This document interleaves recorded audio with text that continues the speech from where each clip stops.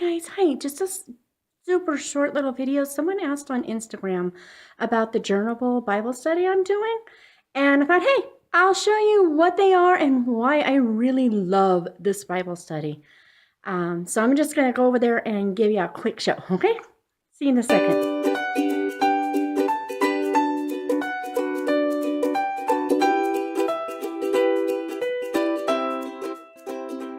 Okay, guys, these are the Journible Bible study books that I've been using. This one's going to be our next one for our current study. They're put out by Journible. They're called the 718 series, which, if you go in here, it tells you all about that. It says, Deuteronomy 17, Moses is leaving final instructions concerning the future of Israel as a prophet of God.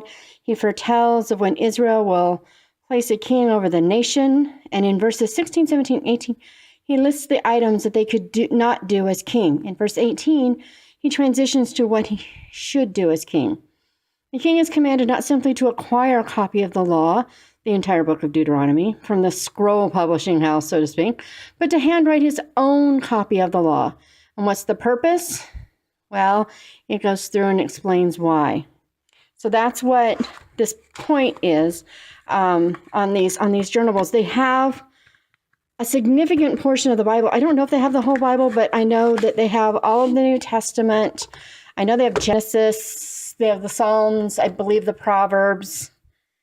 I'm not sure about the rest. I just don't remember. I'm sorry. I might try to look that up for you, but you can find them on Amazon. But you can find them at Reformation Heritage Books online. And I got all of these on sale right now. I mean, as of January 29th, they were still on sale, I believe. They were, I think this one was $9. This one was $7. I mean, these are hardbound books. And I think this one was $10. And then I even got they called it a bumped. It actually wasn't bumped. All it was is that the sleeve was missing. And so I got half of Psalms. Psalms is in 2 books. It's huge. It's twice the thickness of this, the half that I got. But I got that one for $8 because it didn't have a sleeve. That was it. So anywho, what you do with these, and the reason that I love these so much is that I have a problem with a lot of so-called Bible studies. I don't have a problem with Bible studies that don't call themselves that. They call themselves, a women's study or a life study or whatever. I don't mind that so much.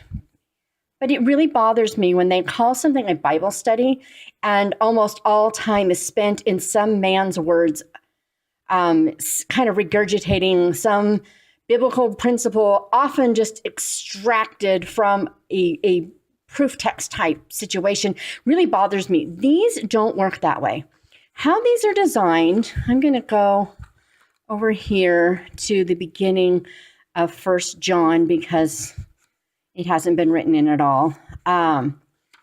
Okay, at the beginning of a book, you have, let's see if I can show you. They ask you a few questions about the book. Who's the author? To whom is he writing? And what's the purpose? And then they remind you to take notes.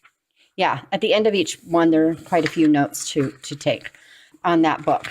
I'm going to just move this paper out of the way because it's bothering me. So anyway, so they ask you about this, and most study Bibles these days do have that information in there for you. And so you can fill that in. It's really not necessary because that's not the point of this. The point of this is, as it said about Deuteronomy 17:18, you write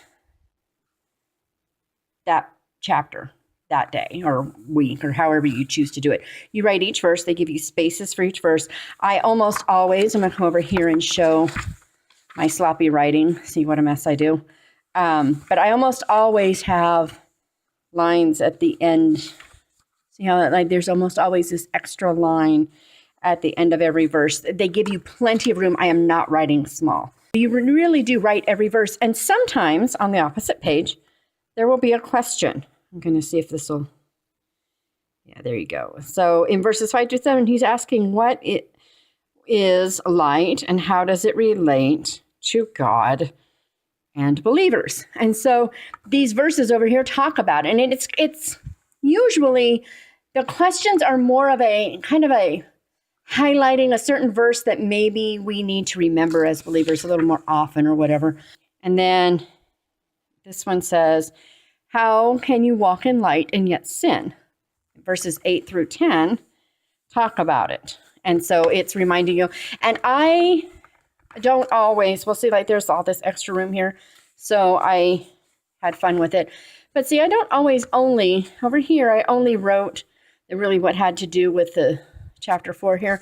But see, it doesn't ask for verse 8 up here. And I usually will put the verse here. But there was something about that I thought of. And so I put my own little thoughts in here. But this is the actual question they asked for this section. And I only just put that little question in. And see how I had lots of extra things. This is my favorite verse in the Bible. And so I wrote that one out. This time I only wrote, what I consider this verse to be referring to. A lot of times I will go into Bible Hub and let's see if I can find it. See, like here, I show that, I have thoughts on verse 9. And, they didn't ask for it. So there's James. And then Peter, we have, again, see like right here? I went to Bible Hub and I looked at Ellicott's commentary and I put what he said there. And then over here on sanctification, I really liked how Jameson explained it. And so I put that there. And see here again, I share more, and we're getting more into this. It's getting a little deeper. I think I got another one. Yeah, see, I've got another one where if I have a lot of room at the end, sometimes I let myself get pretty because it makes me smile. See? Got a couple of them I'll just throw out there. So anywho, we are doing this book.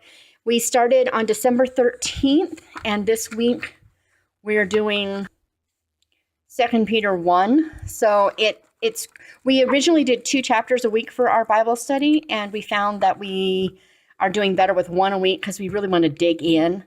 And so anywho, these, when I get done, see the spine, isn't it pretty? Let me see if I can make that. There you go. Look at that. When I get done, I'm going to have a whole shelf. I guess I don't want to put that up there because why would I want to? But I'm going to have a whole shelf of the Bible. Look at that. Let's see if I can make it show up. Not too much glare. But I'm going to have a whole shelf of the Bible like this that I've handwritten myself. And it's going to mean something to me. It already does. I even put like little prayer requests in there. I'm trying to be super discreet and not really make it so you can't really read it because they're private. But, I write down on the extra notes pages. Anyway, I have a prayer request page and we ask for them and we put them in there. But this is just a really great study. And the reason that I think it is so awesome is that it's just Bible. They aren't giving you answers. They're asking questions to prompt thinking, but they're not giving you answers. This isn't about, filling in a formula of, 31 days to being a better wife or, how you can, live triumphantly in the Spirit or whatever the latest and greatest thing there is. This is about knowing God's Word and only knowing God's Word. So anywho, this is what I'm doing. I'm just going to flip this thing around, and I don't know if it's going to show me or not, so I may just die. But anywho, just wanted to say hi, and I hope this helps, and I hope you guys really enjoy these studies as much as we do. You have a great day. Bye.